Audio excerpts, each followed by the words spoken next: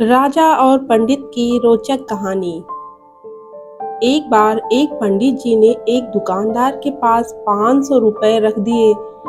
उन्होंने सोचा कि जब मेरी बेटी की शादी होगी तो मैं ये पैसे ले लूंगा। कुछ सालों के बाद जब बेटी सयानी हो गई तो पंडित जी उस दुकानदार के पास गए, लेकिन दुकानदार ने नकार दिया और बोला, आपने कब मुझे पैसे दिए थे? बताइए, क्या मैंने कुछ लिख कर दिया है? पंडित जी उस दुकानदार की इस हरकत से बहुत ही परेशान हो गए और बड़ी चिंता में डूब गए। फिर कुछ दिनों के बाद पंडित जी को याद आया कि क्यों न राजा से इस बारे में शिकायत कर दूं, ताकि वे कुछ फैसला कर देंगे और मेरा पैसा मेरी बेटी के विवाह के लिए मिल जाएगा। फिर पंडित जी राजा के पास पहुंचे और अपनी फरियाद सुनाई।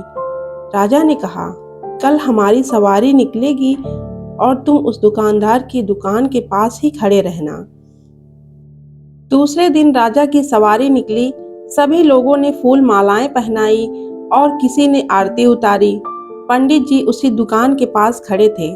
जैसे ही राजा ने पंडित को देखा तो उन्होंने उन्हें प्रणाम किया और कहा, गुरुजी, आप यहाँ कैसे? आप तो हमारे गुरु हैं, आइए इस बग्घी में बैठ जाइए। वो दुकानदार यह सब देख रहा था। उसने भी आरती उतारी और राजा की सवारी आगे बढ़ गई। थोड़ी दूर चलने के बाद राजा ने पंडित जी को बग्घी से नीचे उतार दिया और कहा, पंडित जी, हमने अपना काम कर दिया है, अब आगे आपका भाग्य। उधर वो दुकानदार यह सब देखकर हैरान था कि पंडित जी तो राजा से बहुत ही अच्छी साठगांठ है, कहीं वे मेरा कबाड़ा ही न करा दें।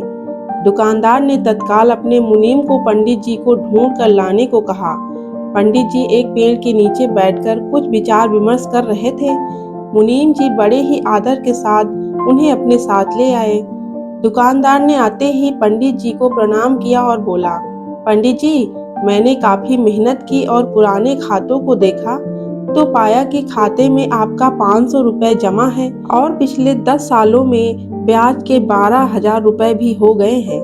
पंडित जी, आपकी बेटी भी तो मेरी ही बेटी जैसी है, अतः 1,000 रुपए आप मेरी तरफ से ले जाइए और उसे बेटी की शादी में लगा दीजिएगा। इस प्रकार उस दुकानदार ने पंडित जी को 13,500 रुपए देकर बड़े ही प्रेम के साथ विदा किया। तो ये थी आज की हमारी कहानी। ये कहानी आपको कैसी लगी कमेंट करके हमें जरूर बताएं।